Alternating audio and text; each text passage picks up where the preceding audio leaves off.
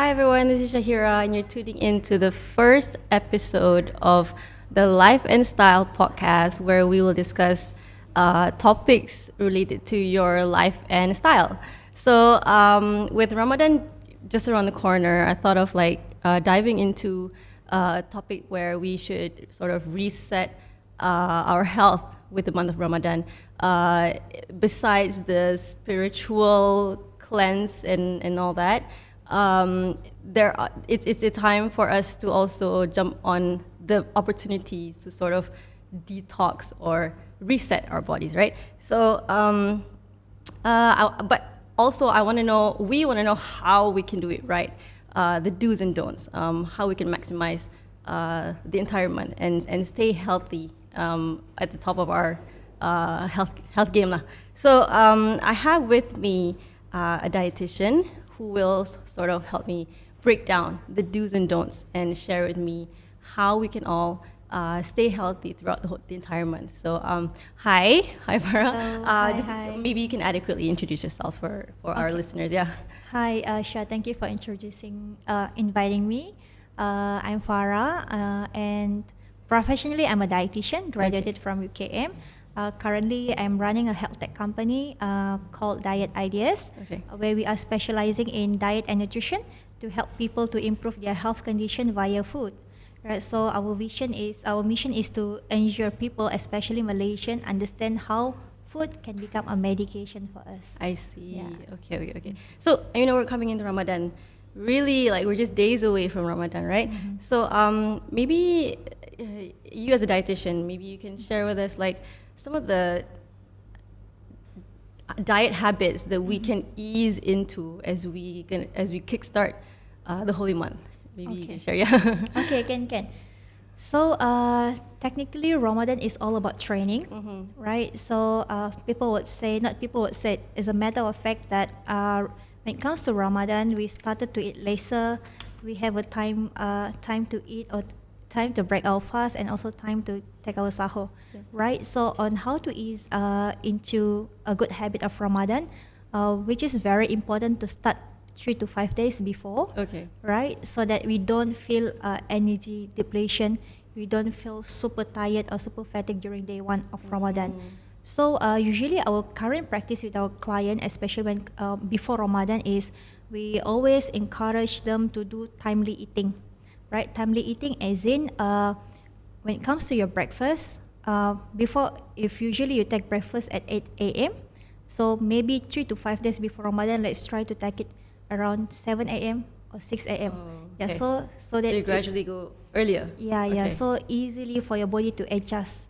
Okay, and then same goes after breakfast, right? 3 to 5 days before Ramadan, we always encourage our client also to start reducing the portion of their lunch, right? So that during day one of Ramadan, their body don't feel shocked, they don't feel super fatigued, right? Yeah, and then during dinner time, we always encourage them to take dinner the same time around our iftar. Okay. Yeah.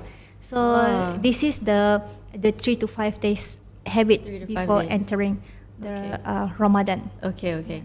I mean, before we go deeper, I just want to know what are some of the common sort of issues or problems you see among Malaysians when it comes to their adjusting to their diet during Ramadan? The problems among Malaysian? Oh, you mean when it comes to Ramadan already? Yeah, when it comes to Ramadan. Okay, so technically before Ramadan, they just eat normally during dinner, but during Ramadan, they have the tendency to overeat. Oh, okay. Yeah, this is the most common. Not the most common. This is the most of the clients that we have in the company have experienced this also. Okay. And especially Malaysian. Okay. I'm sure you also. Yeah, I can be guilty of that too. Okay, but talking about overeating. So we are blessed with incredible food. Yeah. I think a lot of people can relate to me when I think that so I've been fasting the whole day. I think it's okay to reward myself for iftar, and then that's when you tend to overeat. You drink sugary drinks, you eat oily food because you feel like you are rewarding yourself, right? But how can we not cave in into those sort of cravings, or like, you know, how do you think we can sort of like stop ourselves from overeating? Okay. So technically, we always have to go to basic of nutrition, basic of diet or food. So in order for you not to go into that kind of paradise of food, right? We always encourage people to eat complete and balanced meal, especially during their sahur, right? So like a food that contains a protein, carbohydrate, fat, and fiber, as simple as a rice together with eggs, together with soy sauce a little bit, as well as some vegetables is already enough to help you to ensure the nutrients in your body doesn't kick you to have the craving. And then technically as a Malaysian, what Malaysian love the most is, of course, we love to eat, right? And all those gravy food, oily food are all our food, right? So we couldn't ask them to stop taking that. Just take it, but in moderation. Okay, so just everything in moderation. Don't be like, because we tend to eat with our minds. That's when we go to Bazaar Ramadan. You'd be like, oh, I want to buy this. Oh, I want to buy that. True. So it's a sort of like a mind game as well. Is that true? Psychological. Psychological. So that will happen, especially when you didn't take your sahur, right? And especially if you just take incomplete meals. Okay. But let's say a person does overeat after a whole day of fasting. What is the impact of that to their body? So number one impact, of course, even though they take lesser calories, but those who are having an excessive calories intake or energy intake at one time of a meal, they have a tendency to gain weight, number one. Secondly, accumulation of fat percentage in their body, of course, cholesterol level, and those who have medical problem like diabetes people, right? So their blood sugar will spike. Like for example, even though our calories in a day is 1,800, for example, or 1,200 during fasting, so even though these people only take around 700 calories during that day, but because they are overeating on that time, so it caused them to gain weight also. So it's not like you keep things in balance just because you didn't eat the whole day. So you can still gain weight like that. True. Accumulation. Okay. So going back to sahur just now, you stressed on how you shouldn't skip sahur. Why is that? So number one, it helps us to improve our metabolism of body, right? And to ensure that our body has an effective metabolism to conserve energy during the whole day, right? That's number one. Secondly is why we don't encourage people to skip. Why we don't encourage people to skip sahur is because of the lacking of micronutrients and macronutrients in our body will cause us to have cravings, right? And tendency to overeat during iftar. So it against the reason why we want to fast. Right? So we want to be healthy, but because the indirect effect of skipping sahur will cause us to have a blood sugar spike. Okay. But what if someone takes their sahur at like 12:30 at night before they go to sleep because they don't want to wake up at 5? For example, what about that? How will that affect? Technically, theoretically, from diet and nutrition perspective, we don't encourage that because they will have their energy depletion, right? But during sahur, it's all about training, right? If you don't take sahur for so long, don't consistently taking sahur for so long, maybe your body is already get adjusted for that, right? But it always go back to individuals, right? If your body is okay, then it's okay. But in terms of diet and nutrition facts, we don't encourage that. Right. So I mean, it will also affect their energy. Levels, right? It will affect their energy. So maybe so like I mentioned, right? Ramadan is all about training. So maybe on the first week they do sahur. Second week, maybe they only sahur three days, and then towards the end of the week, the week, they don't sahur. Maybe they still feel energetic, but actually their mind started to think. Their mind started to not so active, I right? see. Yeah. So in other areas, it's going to affect there Yeah. as well. Okay. Yeah. Okay.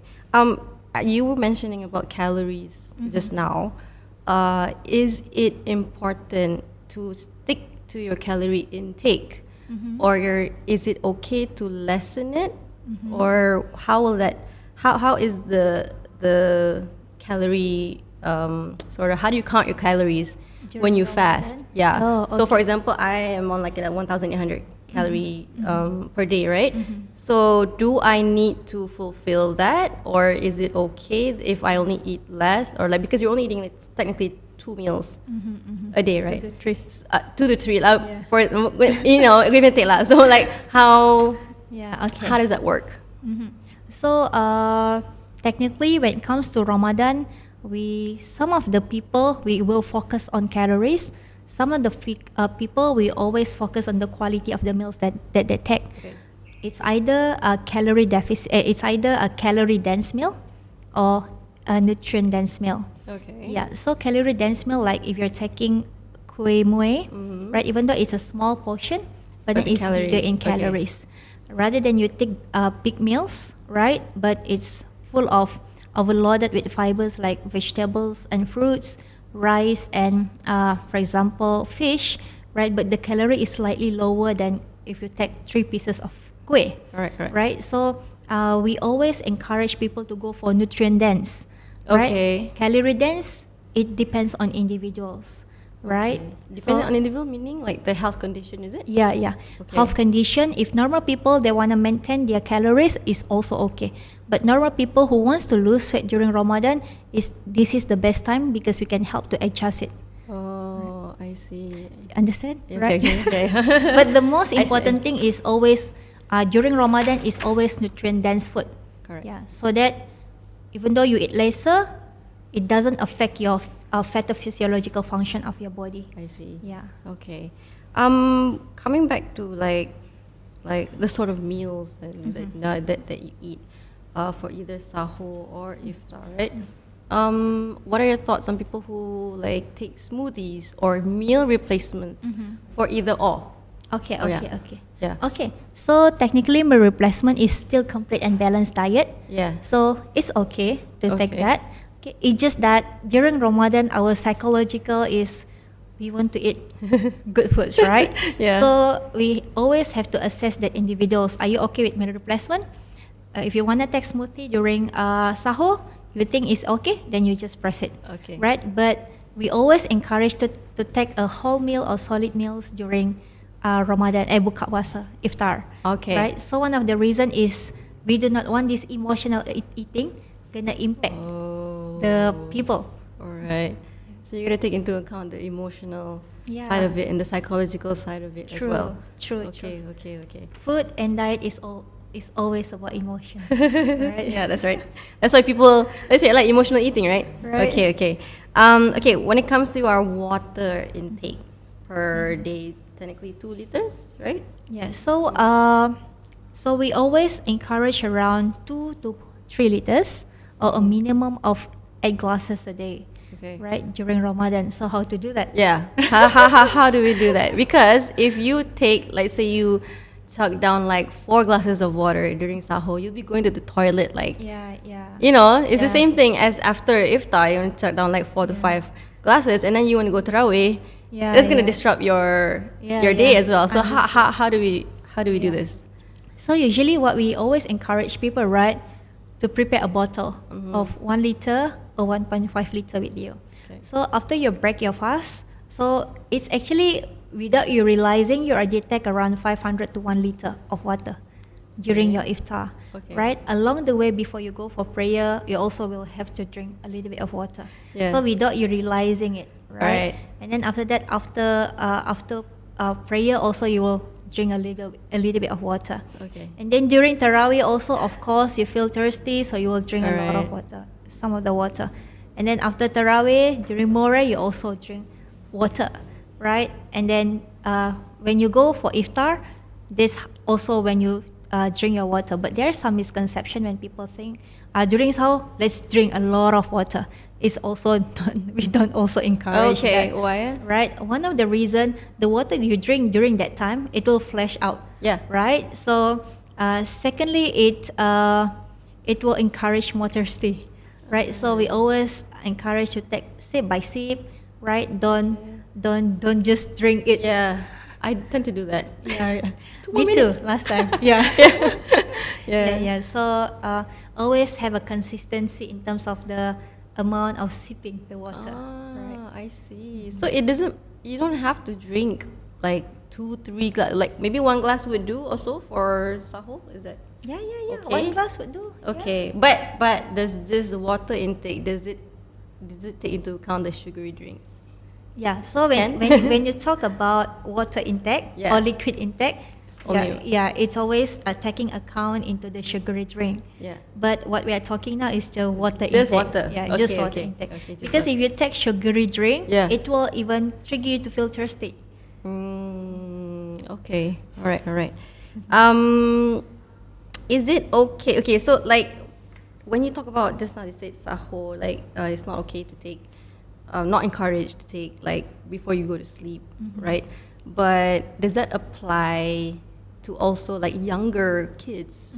You know, maybe they don't want to wake up like True, yeah. So, true.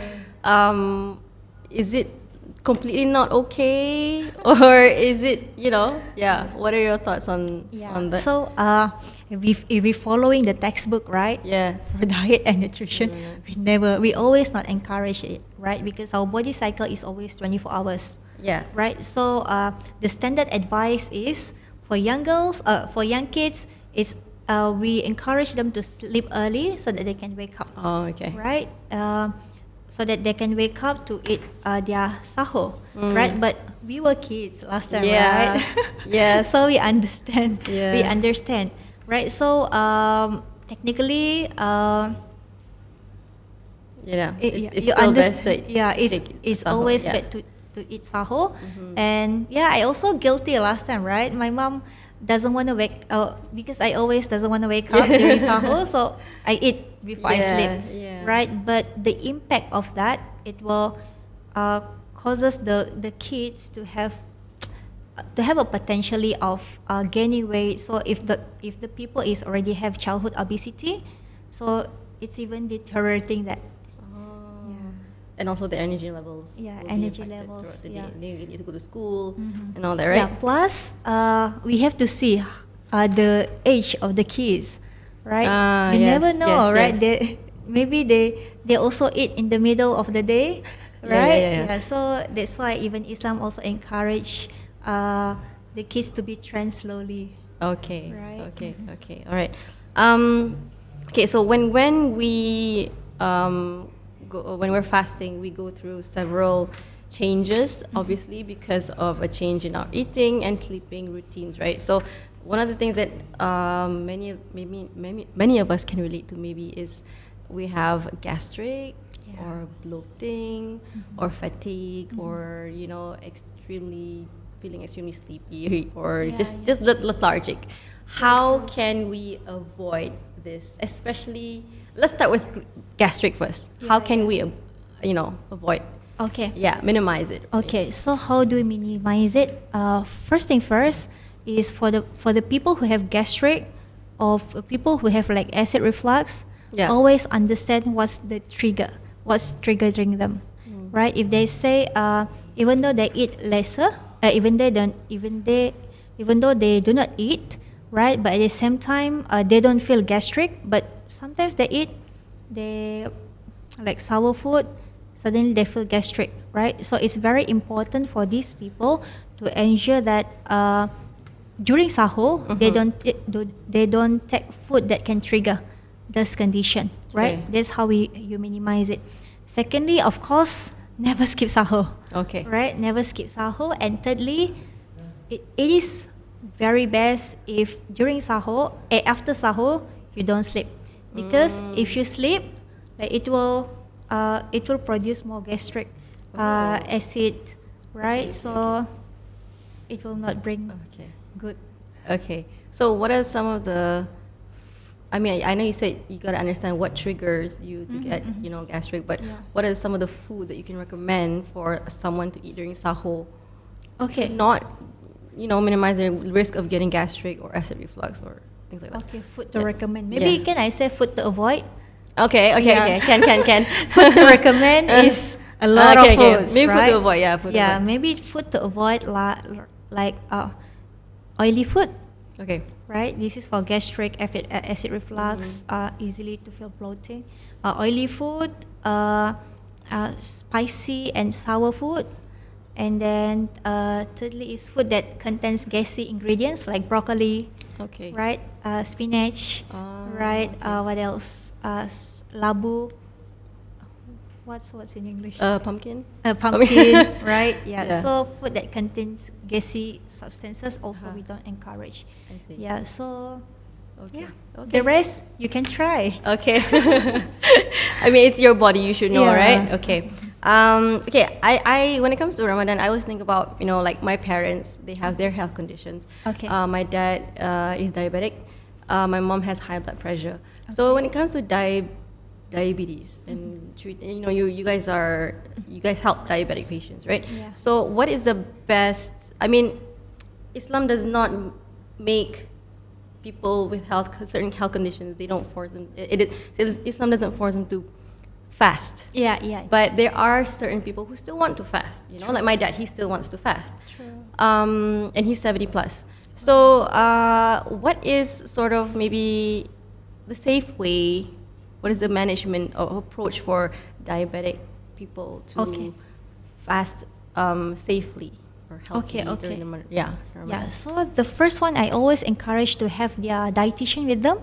Okay. Right. So secondly, diabetes people who are on medications, diabetes people who are on insulin, diabetes people who do not consume medication has different fasting management. Okay. Right. So first, for example, if they wanna fast, okay, and these people is on insulin, right, and during the fasting time they are losing weight, Okay. right, so they have to adjust their insulin Okay. dosage. Okay, so we do not want them to have hypoglycemia. Okay, and secondly is it's very very important to eat the right food, right? The right food that is higher in glycemic index or lower in glycemic index has to be chosen well, especially during sahur. Such as? Right. Okay. So, like for example, instead of just taking kurma, a date. Okay. Right. We encourage them to take a whole meal, right? Because dates will help them to improve to spike the glucose, okay. the energy Okay. inside the body, and after that it will goes down again. Okay. Right. And don't just take that. Okay. Okay. We always encourage to take the whole meal because the sugar level will goes up slowly. Wholemeal, and you mean like bread? whole meal, right? A whole the meal. A whole whole meal, okay. meal, I thought it was like a whole meal bread. So like a whole complete. Yeah, the whole Okay, complete okay. meals. Like for example, rice, chicken, fruits and vegetables. Or if they do not want to eat that kind of things, just take 2 slices of bread together with tuna spread, together with salad, right? Or as simple as meal replacement, right? But meal replacement has to have fruits, has to have something that can causes the high glycemic food to be moderate or low. Okay. So smoothies are okay. You just have to make sure that it's the right For ingredient. diabetic people, Yeah. we don't encourage smoothies except plant smoothies, except they have whole food inside. I see. Yeah. Okay. All right. So I want to talk about pregnant women who wants to also fast. Yeah. Firstly, as a dietitian, generally, is it safe for a pregnant woman to fast? Okay. So this question, right, is maybe it's controversy, right? But maybe it's not controversy. But we always go to personalized approach, right? We have to assess the pregnant mother's emotion, psychological, and their body strength to fast, Okay. right? And emotion as in even though they think they are okay to fast, but they're afraid that it might affect the baby. The baby. Technically, from science, it's okay to fast, right? Because the baby, but it's considering in terms of the trimester. Okay. Right. Usually, doctor wouldn't encourage, or dietitian, we also don't encourage to fast during the early trimester. Yeah, because the baby is still developing, right? We do not want the nutrient of lesser nutrients or energy will affecting the mom, right? But towards the end of the pregnancy, the baby is already strong enough, the mom is also strong enough, then we encourage them to fast. Okay. Yeah. All right. So maybe I'll talk based on my experience. Okay. Right. Actually, I'm also pregnant. Okay. Just newly pregnant, Okay, and this is my second. Yeah. Thank you. This is my second kid. Okay. Going to be, inshallah. Inshallah. Right. So, and during the first pregnancy, I didn't fast. Right. And that time I was ending first trimester towards the second trimester. Even though I wanted to fast, but as a first-time mother, I always have the feelings that is it okay? So because of my mind is like keep on thinking, have this kind of anxiety, right? So my body that I think is very strong enough to fast is also not so strong, right? So I didn't fast, Right. And then so now I'm in my 6 weeks, and Ramadan is coming soon. So honestly, I'm trying to fast. Right, I will try to fast on day 1, but first trimester is always how do we say it's fragile sort of yeah, it's period. always fragile. Yeah. Because with morning sickness, right? So if you're like my condition, maybe I don't encourage you to fast. Okay. Right? Yeah. So we always need to see the mothers. The see how they are. Yeah. Okay. Does that answer? Yes, can. But also, how can a pregnant woman sort of Wants to fast safely? Yeah. What are the sort of maybe some tips? Yeah. So the tips like it's very important to drink to eat sahur and to drink your milk during that time, right? So that your body the lactose will help you to stay longer, right? And then during iftar also you have to eat with the whole meal. Don't take big meals during iftar. Take it small and frequent meals consistently before you go more. Okay, basically same like how normal people would. Yeah. Okay. Just normal. Okay. Okay, so far, like we've been talking about, you've been giving us health advices for the month of Ramadan. I just want to ask you, are there any health myths when it comes to Ramadan that you would like to address here, or just debunk it, for our listeners to for the benefit of their knowledge lah. Can maybe we talk about 3 myths. Okay. Right. The first myth, people think that when it comes to Ramadan, fasting can help them to lose weight, right? But it's actually not, right? Maybe you can lose weight during the first week, but actually throughout the few weeks, it's very hard for you to lose weight. One of the reasons is because our body has been trying to conserve the energy, so technically our metabolism will go slower. But for people who want to lose weight, there is a way for it. Consult your dietitian. Okay. Secondly is people think about when they take heavy sahur, right? So they will have the energy throughout the day, but it's actually not correct, right? The very important thing is to take the right meal for the sahur, right? And then the third one is people think exercise is not safe during Ramadan, but actually theoretically from science is safe. It's just that we have to see the individuals, either they are okay to exercise on an empty stomach, or they have to exercise with a full stomach, right? So it's very important to take to exercise either before sahur, and then they can eat the post exercise meal for sahur on sahur, and then or 30 minutes before iftar or after iftar. But technically it's very hard to exercise after iftar because you have to pray, you have to go tarawih, so we can treat tarawih is also as our exercise. Exercise. Okay. So after a month of fasting, maybe some of us have taken the route to maybe properly detox ourselves or stay on top of our health game lah. So how can we ensure that on the first Hari Raya, like we're gonna eat a lot, right? Yeah. So how do we ensure that our bodies don't go into shock? Okay. Yeah. Understood. Yeah. Okay. First, take your breakfast like normal. Yeah. Right? Secondly, it's very important not to overeat at one time, right? But do you think it's impossible? No, I mean, you can say, but if that person still wants to eat right, a lot.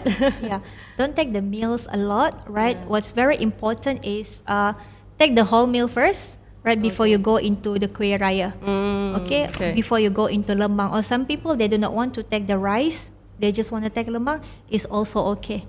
But always stop eating before you feel full first, and then you put a gap of 1 to 2 hours before you go for the next meal. Yeah. Right. Next open house. Yeah, the next open house. Right. So one of the way to ensure that your body don't feel shock, don't take too much sugary drink. Okay. Right. Okay. Yeah. So just take the water. Yeah. And You can take sugary drink, but don't. I mean, in so moderation. Much. Yeah. Moderation. Moderation. Okay. All right. Okay. I mean, I would love to ask you more. Maybe we can talk later on more about this. But we've come to the end of our podcast. Thank you everyone for tuning in and listening in. So my name is Shahira. This is Farah, our dietitian. So you can follow us, follow Sinar Daily's podcast on Apple Podcast, Google Podcast, and also Spotify. Stay tuned for more. Thank you so much.